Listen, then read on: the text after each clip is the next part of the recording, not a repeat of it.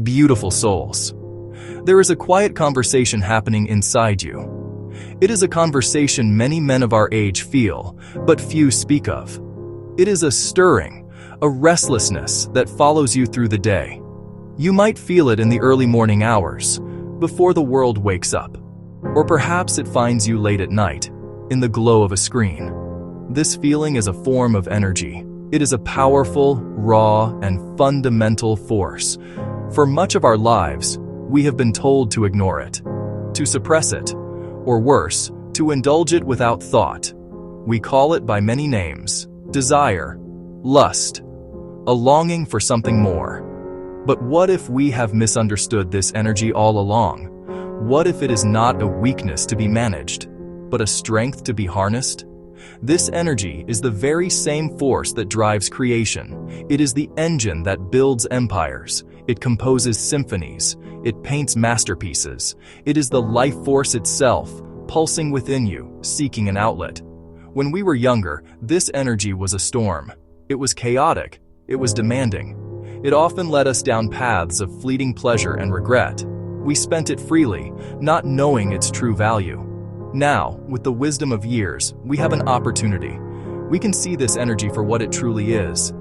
It is not just a biological urge. It is a wellspring of power.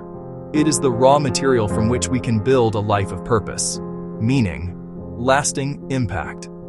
The world today offers endless ways to waste this precious resource. It presents a constant stream of distractions, designed to capture your attention and drain your vitality. These fleeting images and empty promises leave you feeling hollow. They offer a momentary release, but steal your focus and your drive. They keep you tethered to a cycle of craving and consumption. This cycle slowly erodes your spirit. It convinces you that your best years are behind you. It tells you that this quiet restlessness is something to be numbed, not something to be used. But that is a lie. This energy is a gift, especially at this stage of life. It is waiting for your direction. I am here to talk to you about that direction. We are going to explore this energy together, calmly and without judgment. We will look at it not as a source of shame, but as a source of incredible potential. This is not about denial or suppression. This is about mastery. It is about learning to take this powerful current flowing within you and turning it towards something meaningful. It is about understanding that the same fire that can burn a life to the ground can also forge a legacy. The choice of how to use this fire is yours.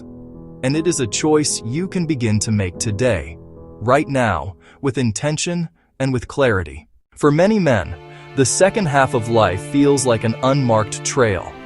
The maps we were given in our youth no longer seem to apply. The goals of career, family, acquisition may have been met, yet a deeper question remains. What now? This question often coincides with that restless energy we spoke of. We feel a pull, a desire, but we are unsure where to direct it. Society offers a simple, yet unsatisfying answer. It tells us to slow down, consume, seek comfort and entertainment. It suggests our time for building, creating, is over. This is the easy path of distraction and passive living. It leads to a quiet emptiness. But there is another path, a path less traveled, walked by great men throughout history. This path uses a man's most potent energy, his sexual energy, and consciously redirects it. This is not a new idea. Napoleon Hill called it sex transmutation. It sounds complex, but the concept is simple. Transform the raw power of physical desire into another form of energy. It becomes a creative force, a drive for achievement, the fuel for building something that outlasts you, the path of purpose, the path of legacy. Imagine a river, powerful and wild. Left to its own devices, it may flood, causing chaos. It carves the path of least resistance, wasting its force. Now imagine a dam across that river. The dam does not stop the water. It gathers it. It concentrates its power. It channels that energy through turbines to light a city. This is transmutation. You are not killing desire. You are building a structure within yourself to harness it. You are becoming the master of your internal river, directing its flow toward a chosen destination, one that you define. It's about embracing masculine power in a mature, deliberate way, choosing creation over consumption, choosing discipline over distraction, finding a profound peace not from indulgence, but from control and purpose. For the man who knows there is more than simple pleasure. For the man who hears the call to build, teach, create, leave a mark on the world. This is the path we will explore together. A calm, practical path to a richer, more meaningful life. I want to make you a promise. If you are willing to listen, and more importantly, if you are willing to act, a profound change is possible. This is not a promise of overnight success or a magical cure for life's challenges. The world has enough of those empty claims. This is a promise of a deeper, more fundamental shift. It is the promise that you can reclaim your focus. You can rediscover your drive. You can transform that restless, searching energy into a calm, steady force for good in your own life and in the lives of others. This transformation begins with a simple decision: to stop wasting your desire and to start investing it. Over the course of our time together, we will lay out a clear and practical framework. We will not deal in vague philosophies. We will talk about concrete actions you can take every single day.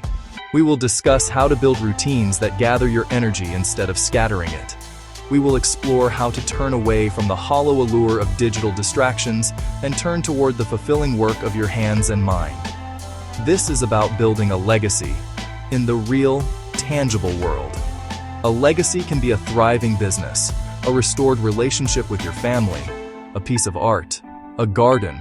A legacy can be the wisdom you pass on to the next generation.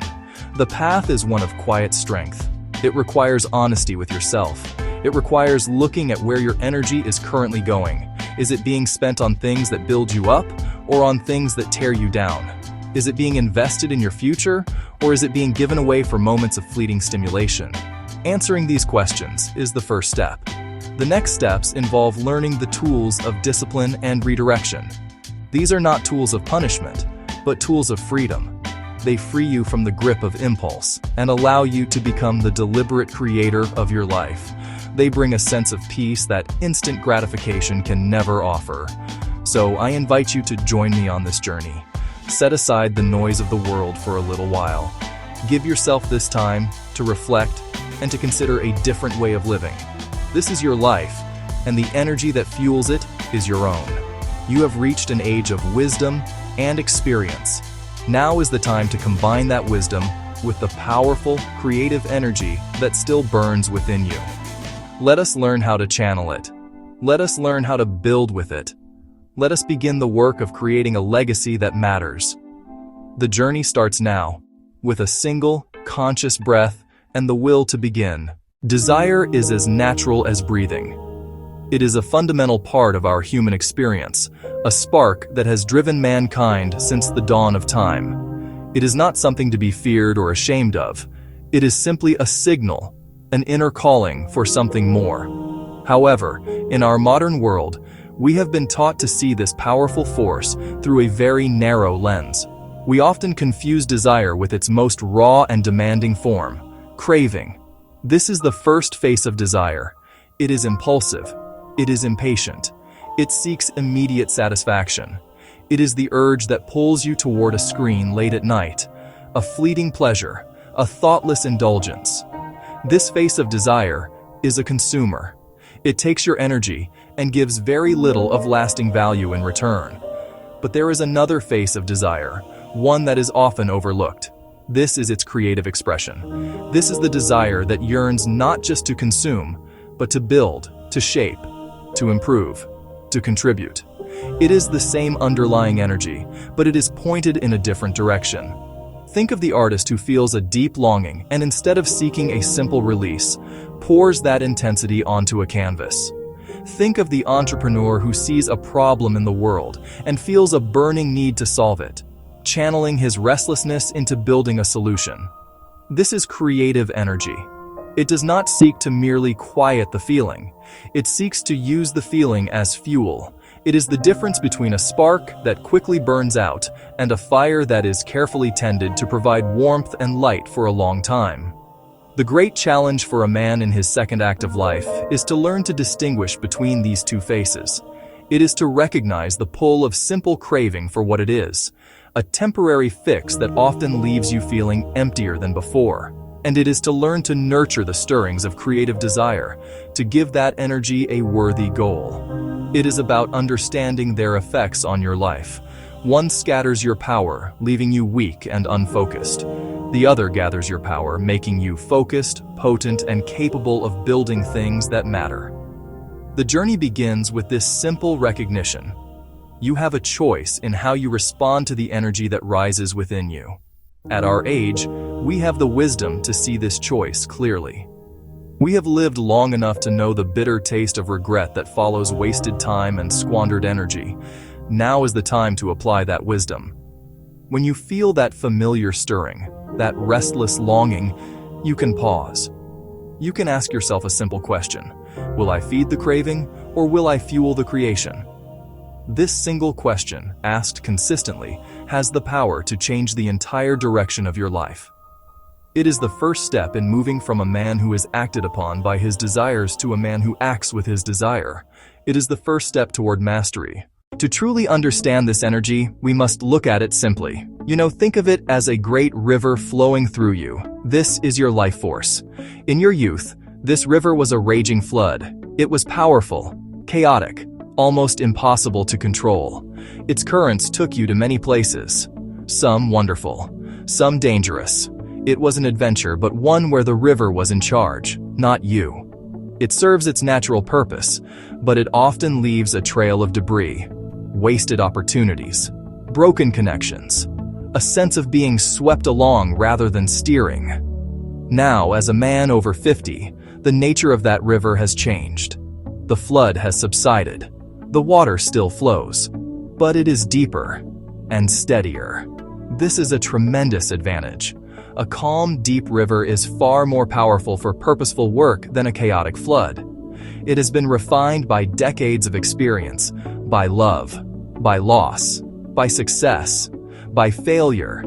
It is now a rich resource, a blend of physical vitality, emotional depth, and intellectual wisdom. It is the sum total of your life's power, waiting to be channeled.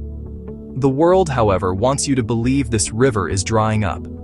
It tells you that your power is fading, that your best years are gone. It offers you little ponds of distraction to wade in, hoping you will forget the mighty river that still flows within you. These are the endless cycles of news, the trivial arguments online, the passive consumption of entertainment. Each time you dip into these shallow ponds, you divert a small stream from your main river. Over time, these many small diversions can reduce the great river to a mere trickle. This is how a man's power is drained in his later years. Not in a great burst, but drop by drop, day by day, without him even noticing. Your task, then, is to become the steward of your own river. It is to recognize its value and to protect it from being drained away by trivialities. It means building strong banks to keep the energy contained and focused. It means clearing out the debris of old habits and negative thinking that obstruct its flow. This is not about stopping the river. That is impossible and undesirable. It is about honoring its power and directing it with purpose. When you see your desire not as a problem to be solved, but as the very current of your life force, your relationship with it changes forever. You cease to be its victim and begin to become its master. Over 80 years ago, a writer named Napoleon Hill spent 2 decades studying the most successful men of his time. He wanted to understand what set them apart. He found many common traits: persistence, a clear vision, a mastermind group. But he also discovered a deeper, more personal secret. One many were reluctant to discuss openly. He called it sex transmutation. The term sounds strange to modern ears, but the idea is timeless and powerful.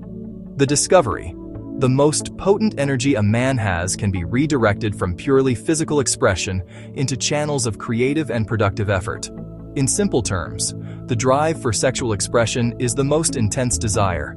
When harnessed, it can elevate a man to genius, Men who achieved great things in business, science, the arts often had that nature developed. The key difference: they learned how to channel this energy. They did not suppress it. They did not waste it on fleeting indulgence. They transformed it. Desire becomes the engine for creation. They transmuted raw lust into the refined power of legacy. This is the great secret. The energy is the same. Only the channel changes. For a man in the second half of life, this matters. You have the energy and the wisdom to direct it. You are no longer a slave to youthful impulse. You can become the master architect of your energy, using this force to build something enduring.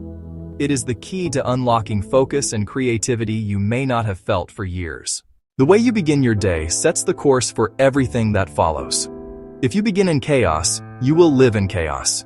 If you begin with intention, you will live with purpose. The first step is simple yet profound. Resist the urge to reach for your phone. Do not let the noise of others' demands and opinions be the first thing that enters your mind. Instead, let your first action be one that connects you to yourself. This is your anchor. Your new morning ritual can begin with 3 simple elements: breath, water, intention. Before your feet even touch the floor, take a few deep, conscious breaths.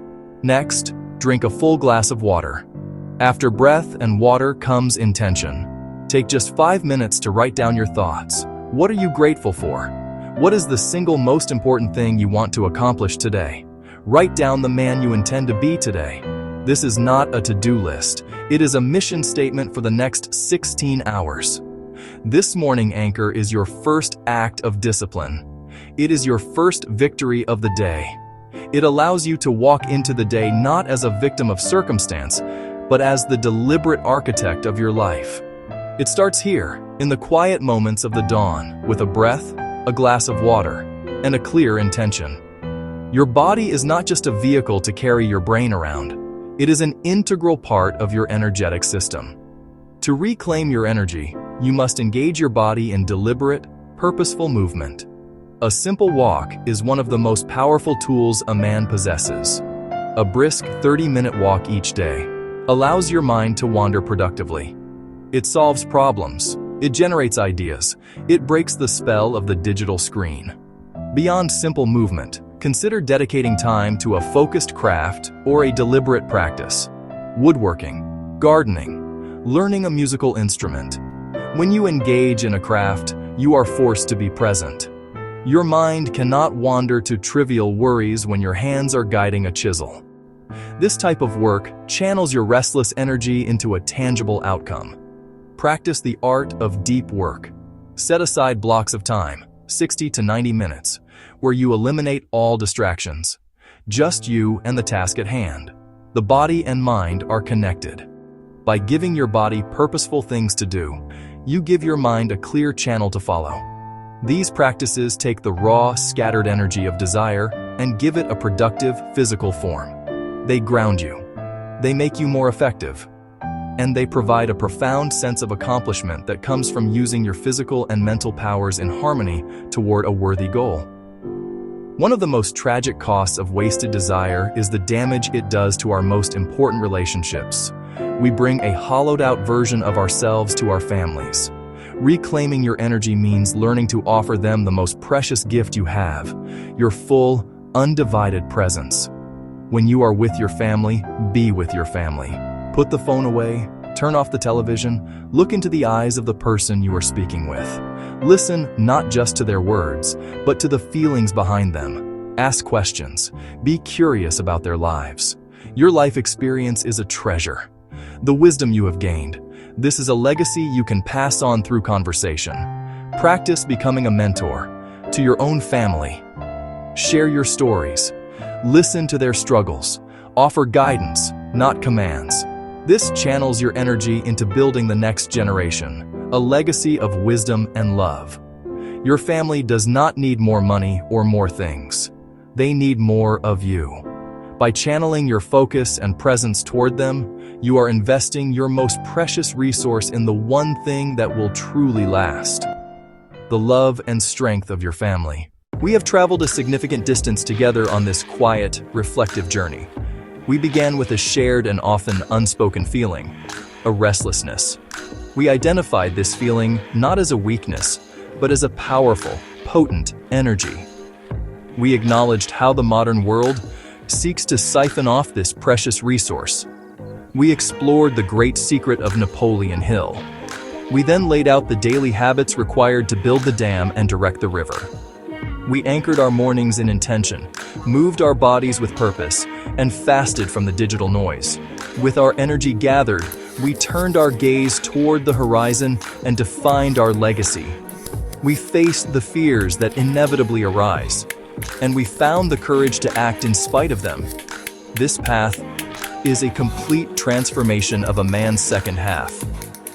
As we stand here at the conclusion of our journey, a crucial message must be reinforced. It is not too late. The idea that your best years are behind you is the most debilitating lie a man can tell himself. Your 50s, your 60s, and beyond are not a gentle decline into irrelevance. They are, in fact, an era of unique power. Do not be discouraged by the force of old habits. By consistently choosing the new path, the path of discipline and purpose, you will trample down a new trail. With each day, the new trail becomes clearer and easier to walk. Let go of the weight of past regrets. See those experiences not as failures, but as the tuition you paid for the wisdom you now hold. Your past does not define your future. The focused, present, and creative man who builds a legacy is the authentic version of you, waiting to be uncovered. The work we have discussed is simply the process of excavation. The promise of a new dawn is real.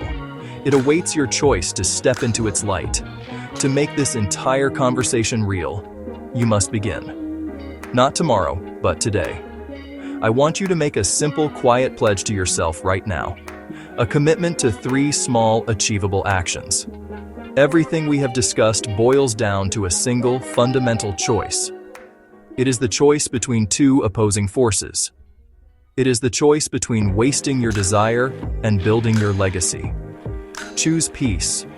Choose the profound inner calm that comes not from numbing your senses, but from mastering them.